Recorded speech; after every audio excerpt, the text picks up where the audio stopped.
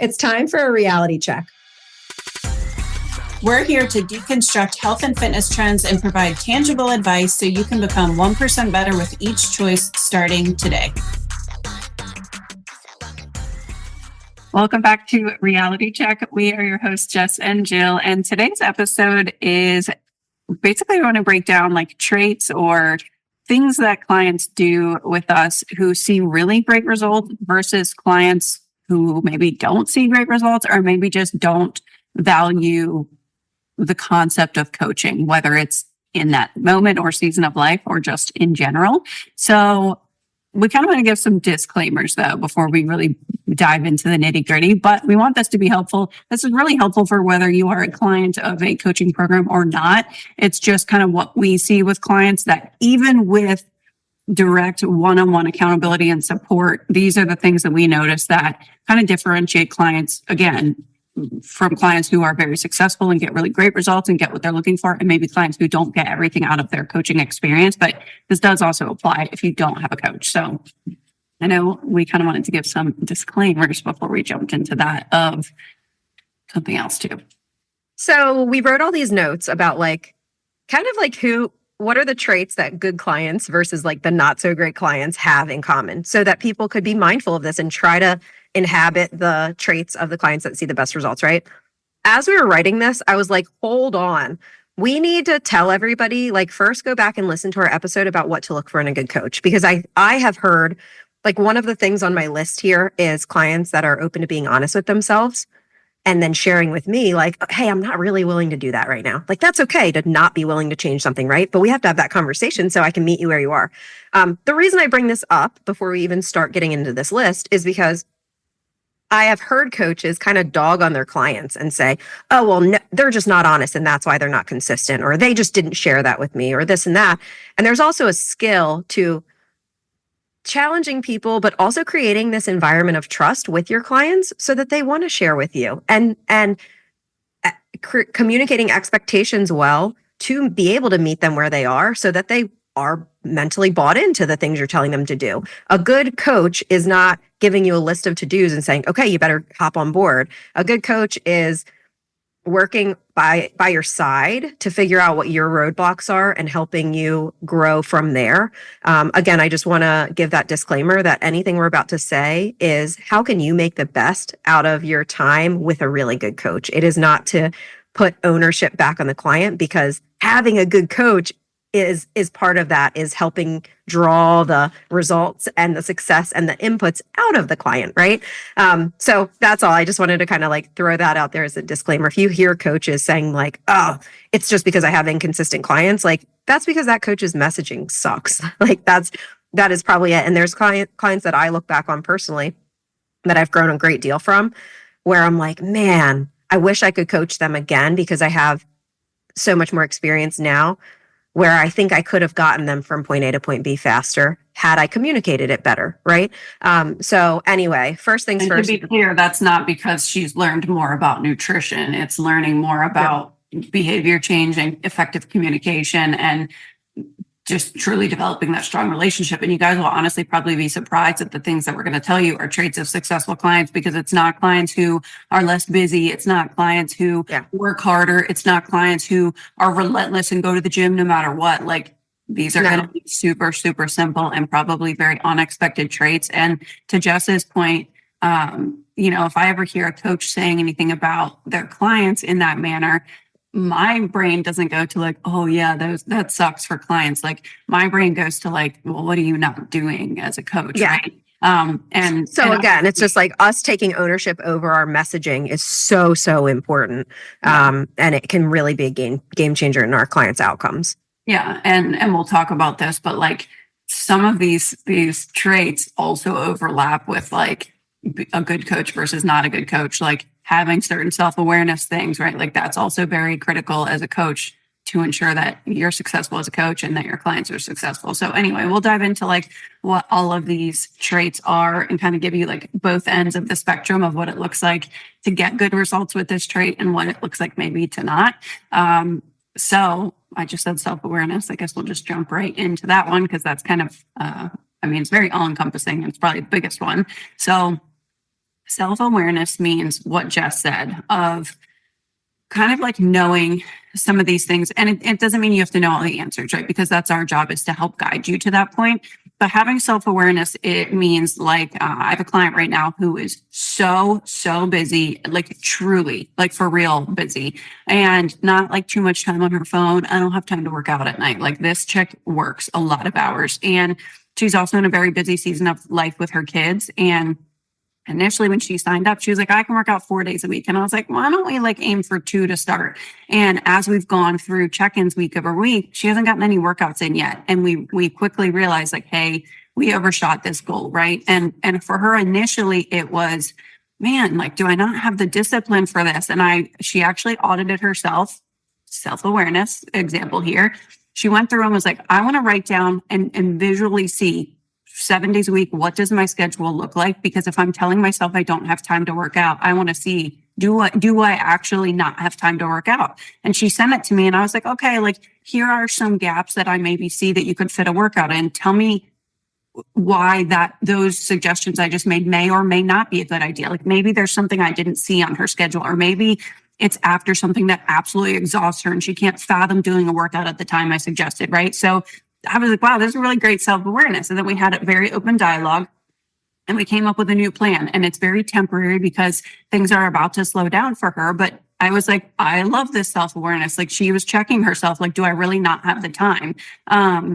And we're a couple weeks in, and sometimes clients would look at that and be like, man, I'm 8 weeks in and I haven't done a workout. I'm getting slower results. But it's really important to be able to reframe that too, in terms of progress, of like, she's still getting really great inputs. She's made massive improvements in her food quality. She meditates every single day and she makes time for something that's 5 minutes, right? Whereas her brain couldn't quite make, air quotes, time for the workouts just yet, and that commitment, which is okay, right? We're just going about it in a different manner. Of course, in a perfect world, she would be lifting weights 3 days a week, 4 days a week, whatever, right? But we're kind of like changing it around, right? In the way that we're approaching that. So that's just like one example. I know that we could probably give a million, but would love to. And you called it self-awareness. I called it be honest with yourself also, because I think, like, again, our job is to challenge you some, to meet you where you are, but to challenge you and push you a little bit out of your comfort zone. It's our job to set clear expectations about the outcomes of these choices we're giving you. Hey, do you want to add this or this? What feels better for you this week? That's our job. Your job is then to be brutally honest with what you are actually willing and capable of doing in this season of life. Like, yes, would I love to work out 5 to 6 days a week? Sure. But why would I say that if I physically can't get to the gym 5 days a week? That's silly. I'm going to set an expectation of 3 days a week. So when I think a very clear and easy example, I had a client who started and she straight up said, hey, just so you know, I smoke cigarettes and I'm not trying to, like, right now we're working on working out and eating better. And I said, cool, thanks for telling me. Like, it is not my job to pick what you are willing to work on or not. My job is, what are the things you are willing to work on and change? Now I'm going to help you really like progress in that area. And then maybe someday, if you decide you're willing to quit smoking, we can cross that bridge when we get there. But if she wasn't honest with herself and said, okay, I'm going to overhaul my health and I'm going to do this and that. And it's like, you got to know what your reality looks like too in the given moment, and communicate that to your coach when your coach is asking, right? Mm-hmm. Yeah, I think that's so true. And, I have a client who's also in a deficit right now, and her progress was a lot slower. And I do feel like she wasn't being honest with herself. And it could have been a mix of a little bit of denial and also a little bit of like maybe just not being in tune enough to even recognize it, which is okay, right? That's kind of where a coach steps in to guide the client to make that realization, right? I'm not like, hey, you're not tracking everything accurately and you're being a dick about your food, right? I'm like, is there anything you notice, right? Do you think there's anything you could have done differently this week? And a check in where maybe she feels a little bit disappointed in her progress, right? So we made some changes. She wasn't weighing and tracking everything. She had some like little extra bites of things here and there that she wasn't being as mindful about. So we dialed things in and I said, let's see for the next like 2 weeks, right? Of like, we had this conversation, you're being a little bit more dialed in. She lost like 4 pounds the next week. And then her rate of progress wasn't as efficient as that. It was kind of like a pound a week. It was a little slower than I expected her to be seeing, which is still a great rate of progress. But based on where we were at, I felt like she'd be a little further along. And I said, listen, this has been a really crazy season of life for you.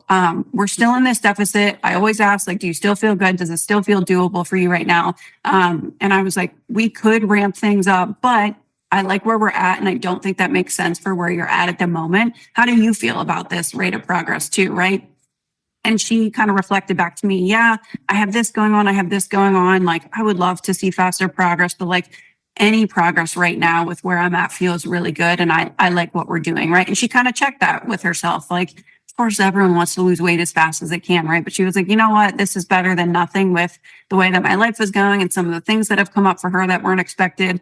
So yeah. But again, things like as her that. coach, you're having those conversations and setting expectations and saying, does this feel okay for you? Because this is the trajectory we're on. Or we Yeah. could do this other stuff, and that's the different trajectory. So as a coach, having those open conversations so that you can get real feedback, like that's okay then.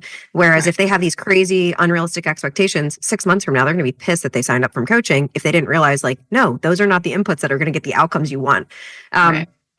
In regards to the being honest with themselves thing, again, when I say that, them being honest with us is a given to me. There's only ever been once or twice, and it's been pretty early in a client's journey where they're like, well, actually, I didn't track everything because I was nervous to do it because I didn't want you to see it. And then we get that conversation over with. But it is very rare that I ever have a client who is not honest and very open about what they're struggling with, because as good coaches, we're creating that environment where they feel safe and not judged. Okay, cool. The inputs are data. What are we willing to work on? What are we able to work on for this upcoming week?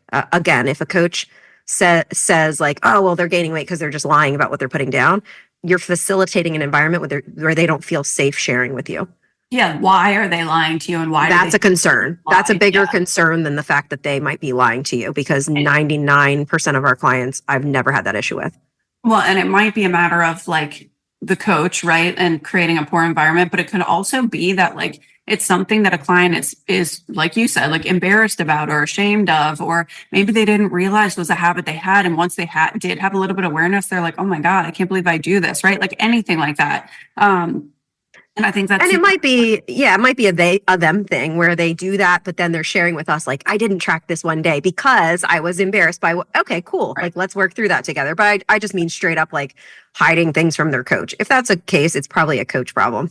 100%. And you know, when we're saying this too, like as a correlation to somebody not having a coach, like I have so many people that don't track their food, or they say I'm on during the week and I'm off on the weekends. Well, I'm like, have you ever tracked a weekend? Well, no. And I'm like, okay, but you can't say you're not seeing weight loss progress, but you're not tracking all of the crazy shit you're doing on the weekend, because that's your cop out. That's your way of saying, oh, well, I don't know what the problem is, right? Where like, you probably would, you track one Saturday and one Sunday, you'll know exactly why you're not losing weight, but you're not being honest with yourself, right? You can't say it's my hormones, it's this, my metabolism's slow, I've been dieting, like whatever. No, be honest with yourself. Because that's going to hold you back and you're going to waste time. And you have these like expectations of one thing in your head, but you're lying to yourself. You're not meeting that expectation. You're setting yourself up for further failure because you're letting yourself down over and over and over again. It's going to destroy your confidence. You're going to get to a point where like, fuck it, I don't even know if I want to diet anymore, or maybe I'm meant to be this way or whatever, right? That's what it creates those spirals. So data is a really great way to make sure that you're being honest with yourself and holding yourself accountable if you don't have a coach. And then you're not burying your head in the sand. It's Right. like, okay, now we can say, okay, how are we going to fix this thing? Right. Okay, so another one that I think is really good is a growth mindset generally, right? That term is thrown around a lot, but I'll have a lot of people at the beginning of their journey say things like, oh no, I just don't cook. I don't like to cook, or I hate exercise or whatever. And they throw out these blanket statements that are very much tied to their identity. And it's like, if for the rest of your life, you say, I hate exercise, you know how much harder it's going to be to develop that new habit, right? So again, some of it is us challenging them to start to use different language, but being open to stepping out of your comfort zone. If you're going to learn any new skill, if you're going to learn any new habit, there will be uncomfortable things that you're going to have to do. And again, we're not saying you have to do all these things perfectly all the time, but you have to be willing to change something. I think some people hire a coach and they think just because they pay for a coach, they're magically going to lose 30 pounds. And it's like, what? You can't just keep doing the same things you were doing before you had me. Touch base with me once a week and expect something to change. Like, that's ridiculous, right? So being open to change, being open to stepping outside of your comfort zone, I guess this goes hand in hand with growth mindset. But this was one I think you put on your list. They see others who are successful and say, what's that person doing? Rather than seeing somebody else who's successful and saying, why am I not getting those outcomes? Right? So growth mindset is all about looking at yourself and saying, what can I control? What am I willing to do? Okay, now let's make a little plan together each week. And that also comes down to very clear actions, inputs, and expectations for what you're doing, right? Just so I said about that client in the deficit, we were like, okay, this is the rate of progress we're going to see based on what you're doing. Would you like to do more and see faster results, or are you feeling good here, right? That is going to prevent any type of crash and burn that might happen, right? A burnout. It also opens the door for, sometimes I think we get this like tunnel vision of like, okay, I'm either doing this and losing weight or I'm doing nothing. And it's like, no, we can ramp it up a little bit. We can pull it back a little bit, and we can do that at any point, right? She might have weeks that are a little bit better and more open, and she knows what that looks like, right? For her to be able to dial it in a little bit more or do a little bit more. And she knows in reverse, right? When to do a little bit less if she needs to pull back, but she knows if she pulls back, that rate of progress is going to change, right? So I think that's important for yourself too, of having those clear expectations. But yeah, like Jess said, I can't think of a scenario where a client came to me or somebody DM'd me and had this chip on their shoulder, right? Of like, how come she reverse dieted and lost all this weight and I didn't? Or she reverse dieted and she didn't gain anything, right? Or she only gained 2 pounds and I gained 7.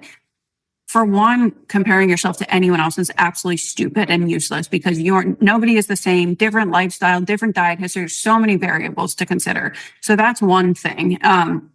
The other thing is, I can't think of a scenario where somebody came to me with that attitude or mindset and was doing all of the inputs that were expected of them in the coaching relationship, right? Which, this is not me saying you're not doing enough, because we can always. Everybody does different things. We have some clients who work out twice a week from home. We have some 4 or 5 days a week from the gym. We are not saying you have to have perfect inputs.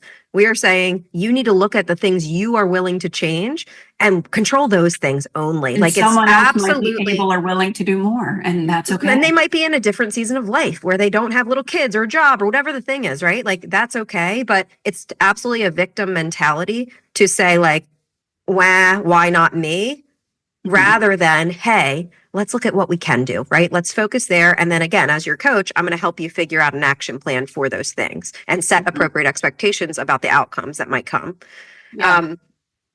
Okay, cool. I have this analogy, and I feel like this is the type of client who is like, these are the ones that get me where I'm like, oh my gosh, I can't believe that they think coaching is not a value, are the ones like this. And I've seen less good coaches post about this and use this analogy, and I roll my eyes.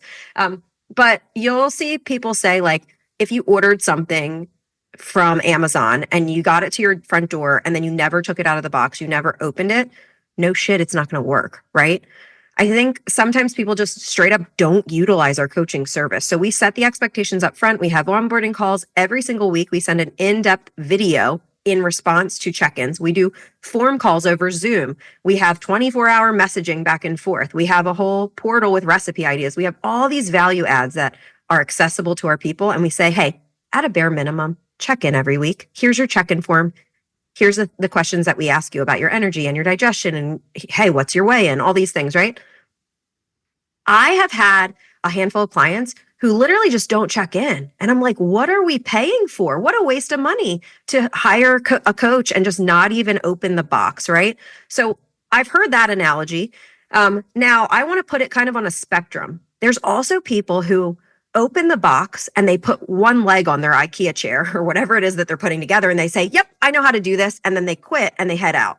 And it's like, just so you know, I gave you like bullet point 1 and 2 on that instruction manual. We are not even close to understanding how to put Like a together the computer. whole piece of furniture yet, let Yeah. alone thinking you're going to go do it on your own without an instruction manual, right? And again, I'm not like people absolutely can become fit and healthy on their own, but most people are doing it in the wrong way where they lose a lot of weight and then they gain it back and then they lose a lot and then they gain it back. So anyway, I think that's something I struggle with because I'm like, like, Well, I mean, like if you look at it No. from like building a house or rebuilding a car, whatever, motor engine, I don't even know the right terminology. Could I figure that out on my own? Sure. I could read a fuck ton of books. I could watch a lot of YouTube. I could trial and error, build, break down, whatever.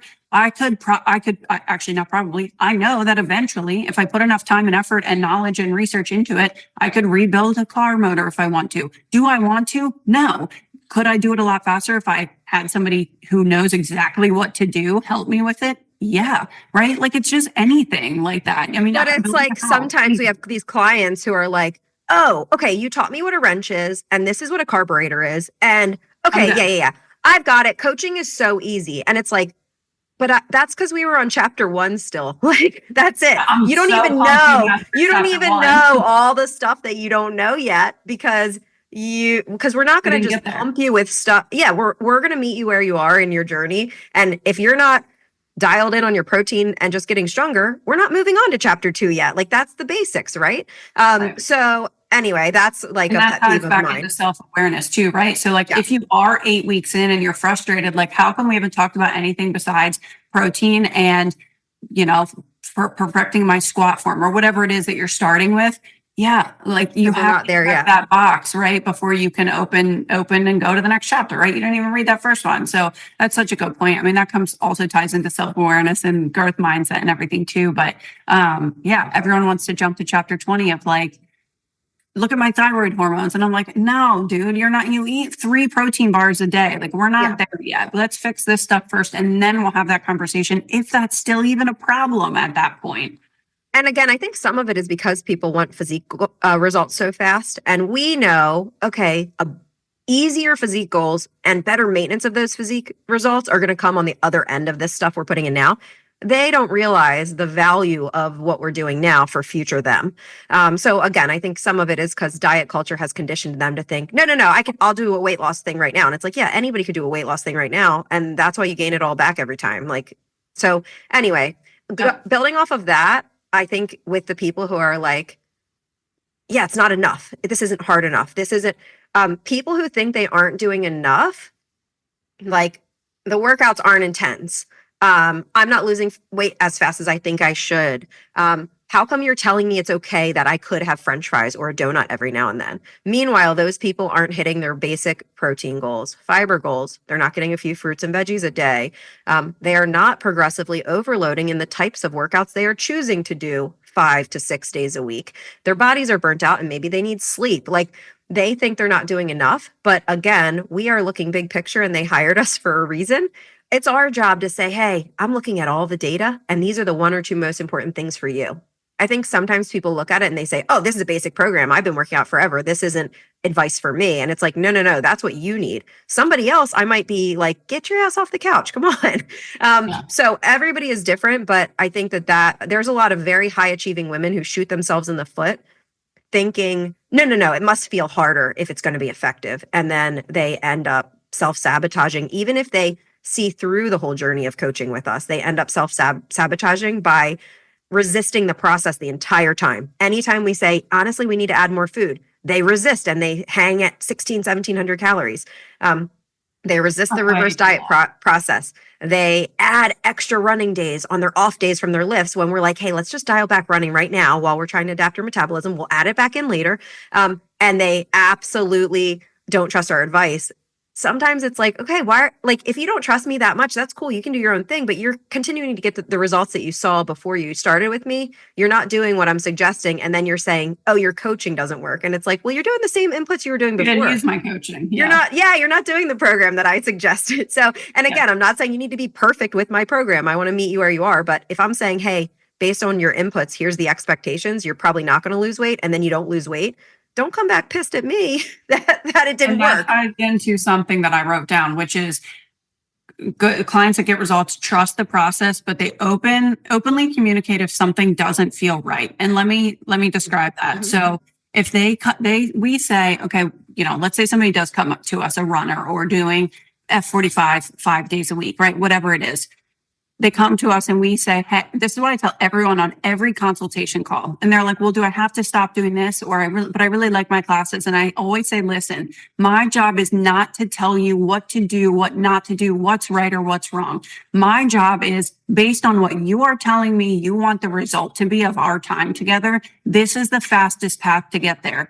If you don't want to take that path, I'm okay with that as long as you're okay with us moving at a different pace than the most efficient and effective one. So if that means you continuing going to F45 5 days a week, great.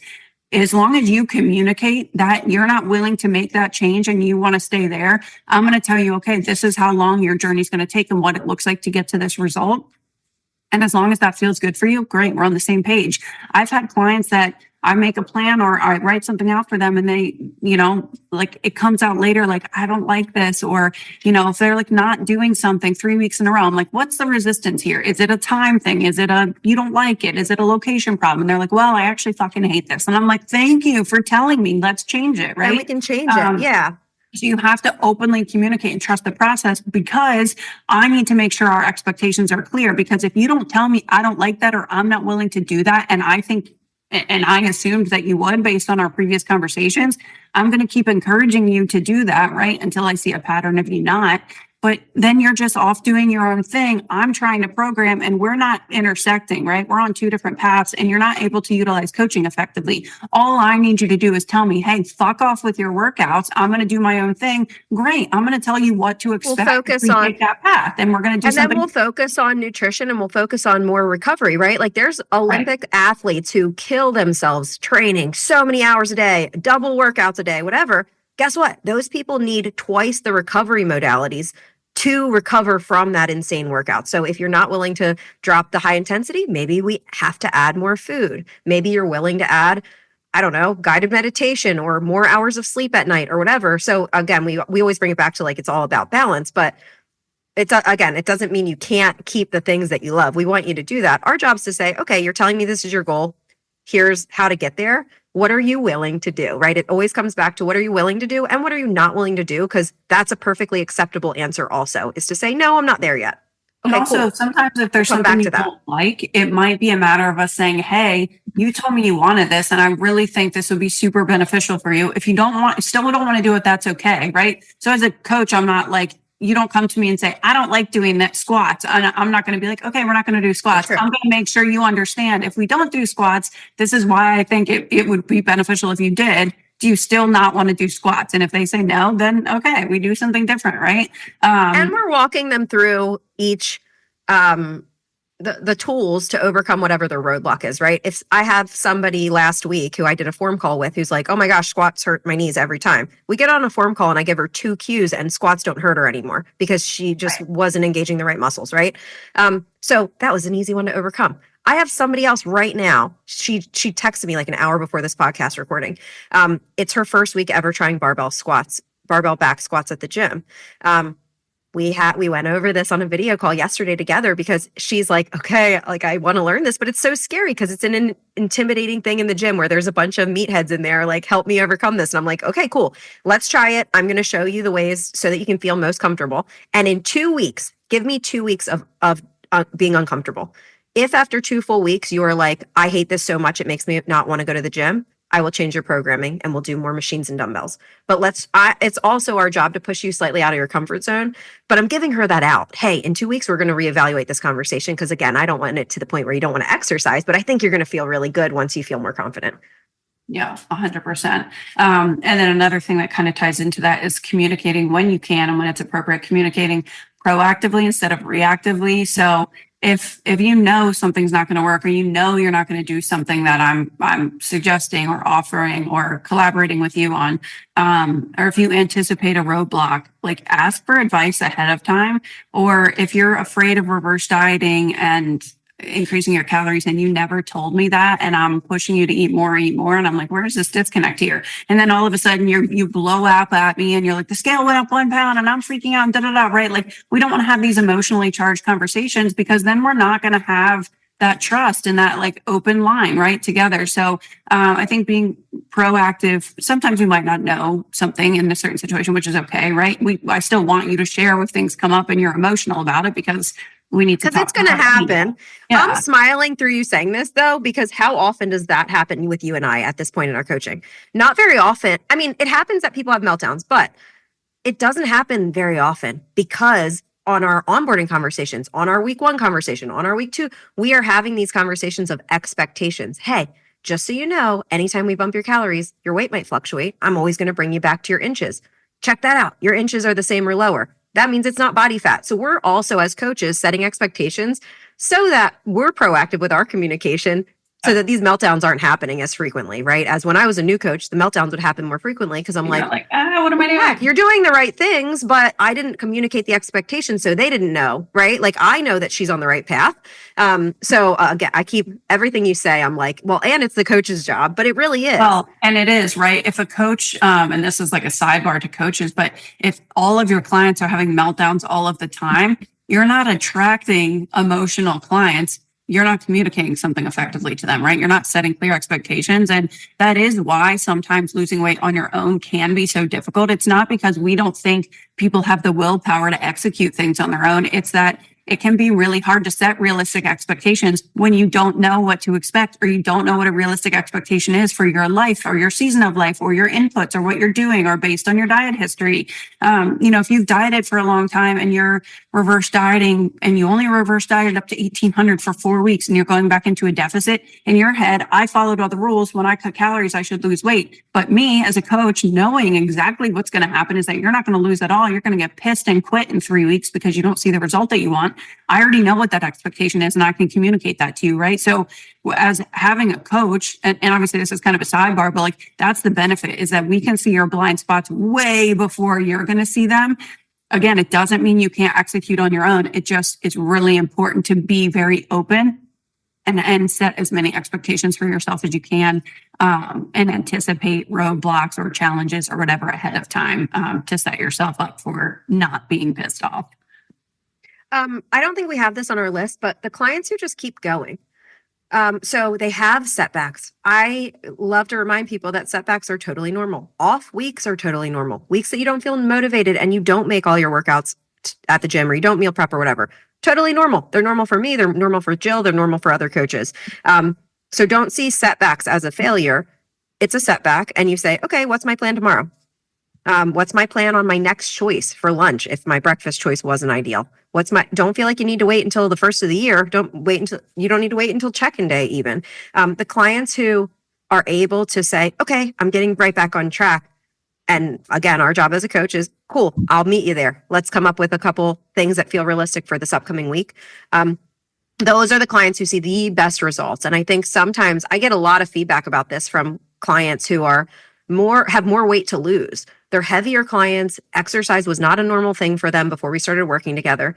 And a few months in, they're like, wow, you make me feel really good when I don't have a perfect week. And I'm like, yeah, but you weren't even eating any vegetables before you started. And look how many you had this week. And you got to the gym once. You weren't working out at all before. So it's like, our job as a coach is to point out those wins. But I'll say it over and over and over again, like, consistency will always win over perfection when it comes to keeping it off and staying healthy forever.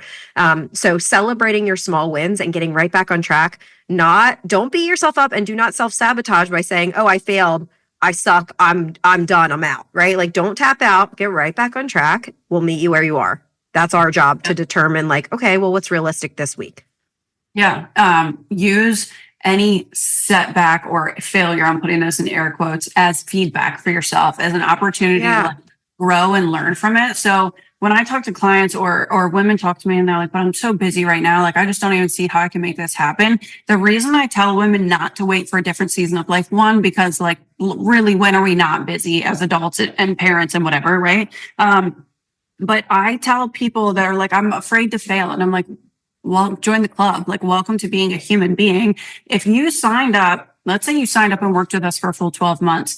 If you were perfect for 12 months, what happens when things aren't perfect? Like, let's say that the stars align and everything goes well. You don't learn shit. Yeah, you get a good result, but you don't learn from being perfect with having a coach. And what's the point of having a coach if everything goes perfectly, right? Like, go do it on your own then. The whole point is that you do have moments that you're like, man, this didn't go the way I planned.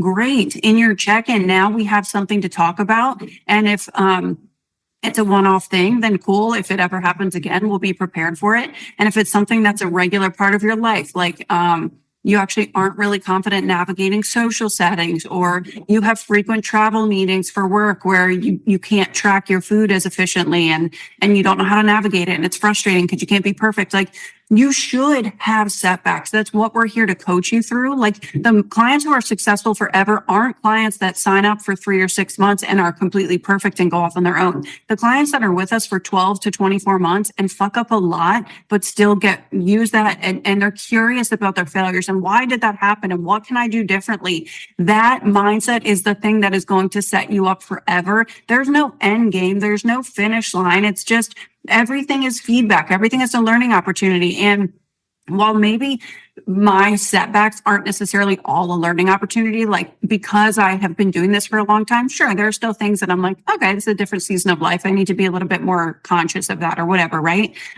For me, if I have a setback, it's like, I know that's my problem. I know I need to fix it. I just need to be more on top of it, right? But you have to be curious about failure and use it as feedback and use it as an opportunity to like learn from that. And now you have more tools in your tool belt when those situations come up, and different ways to solve that problem or be more proactive so that it doesn't even happen again in the future. Yeah. And I think sometimes those clients who aren't open to feedback kind of hide. They go into hiding. And I talk about this at the very, very start with all my clients now, because I've seen it happen in the past. So now I want to set expectations. You're going to have off weeks. You're going to have times that you feel like you're in a slump. You're going to have times where you're like, oh no, I fell off the wagon, right? There is no on or off the wagon. Don't hide from me as your coach during those times, because those are the times that you're going to learn how to do this for the rest of your life and not be an on or off, all or nothing type of person. Don't hide from your coach. And again, as a coach, if I have people hiding, it's like my job to create an environment where they feel safe and say like, hey, doing my check-in, but I'm not your babysitter. I'm not going to pull you out of a hole and make you come talk to me. Like, when you are ready for change and growth, here I am. But try to be vulnerable and open with your coaches when you have setbacks, because it's going to just get you there even faster through those challenging seasons and teach you how to actually like navigate real life. A lot of coaches thrive, their businesses thrive from getting people really fast Instagram pretty results. We could write somebody a meal plan and write them a workout and say, you have to follow this with 100% compliance and you will get results in 3 months. No doubt they would see results. But then what happens is these coaches post these pretty pictures on Instagram 3 or 6 months in. And then after their 6-month contract with their coach, they never hear from that client again, because the client is so burnt out and jaded. And they think that the only way to be fit and healthy is to completely burn yourself out and have to eat chicken and broccoli and brown rice every single day for the rest of your life. Like, that's not sustainable health and fitness. That's why a lot of people gain more weight back than they did before. Yeah, 100%. And this is kind of the last one that I had on my list, is that at the end of the day, to see changes and make changes, you have to change something, right? So Jess kind of touched on this a little bit earlier, but you do have to prioritize yourself a little bit more, because you haven't been. You do have to work out and find times to work out in different windows to try new things that you haven't been doing. Yeah, meal prep can be annoying, but like, have fun with your week if you don't, right? Have fun winging it, right? You're going to be frustrated. You're going to be pissed at the end of the week. Like, you do have to try new things, and we don't expect you to learn and try all of them from the start and master them all initially. It's going to happen in chunks, right? A little bit at a time. But mastery is the key here, is that, and mastery doesn't happen by doing something once. I just had this conversation with my husband and my kid this week, is that like, sometimes you have to try things 50 times before you really like feel good and feel confident about it. And maybe even more than that, right? And again, obviously we talked about this. It's not about being perfect, but you do actually have to make an effort, and you do have to prioritize yourself, and you do have to do hard shit to make a change. So I think it's knowing that too. Like Jess said earlier, you can't just sign up and say, I have a coach and things magically happen. Like, I'm glad you have somebody to talk to, but like your inputs and your habits and your lifestyle has to change. And it has to typically drastically change for you to see the results that you want, but also maintain them forever. This isn't a temporary thing. This is you are evolving into a different and more elevated version of yourself. And you have to hold yourself to a higher standard from the day that you sign a contract for coaching and every day forward. And it does not mean you're going to meet that standard, but hold yourself to it, right? And we're layering on small habits over time. So in saying it's going to be drastic changes, but like 2 years from now, you're going to be like, this is crazy. I'm a whole different person. It's not going to be drastic changes day one. It's like habits that are layered in that just become a part of you eventually. I put this as an example for this case of like, you have to change something. Some of my toughest clients are, and again, I think I'm better at managing them now because my communication's better as I've gotten more experience. But my toughest clients are like postmenopausal women who have lived in this world where they have to eat 1,300 calories to stay thin. And it's like, well, you're not losing weight at that amount. So what are we going to do? Right? I've had you track. I see that that's actually what you're eating and nothing is changing. The only way to go is up. Like, let's build some muscle for 3 to 6 months. And then guess what? If I can get you up to 2,200 calories, then we go to diet at 1,800 calories and you lose weight like this, right? I've had women that 4, 5, 6 months in, every single week, we're not adding food. And it's like, it's a coaching tool thing, right? Like if the person is like, well, I'm too full. Okay, I can provide them with options for foods that are less volume, but higher calories. But if it's a food fear thing, I need to communicate my expectations, and you got to trust the process a little bit, because if you leave here and you're still only eating 1,600 calories after 6 months, you are not going to get to that place on the other side of that adaptation where we can go into a diet and see fat loss. So again, that's not the process not working. That's not coaching not working. That's you fighting it and doing the same restrictive shit you've done your whole life that hasn't been working up to this point to keep it off. Mm-hmm. Yeah, I mean, I feel like that could be a whole episode about like not following through on that part of the protocol specifically. But yeah, it's really about being aware and in tune with yourself, owning your decisions, being transparent with yourself and with your coach, showing up even when shit is hard. And even if I tell clients, I'm like, even if your check-in is, I was a shit show this week and these are all the things that happened, great. I have something to work with and something to coach you to.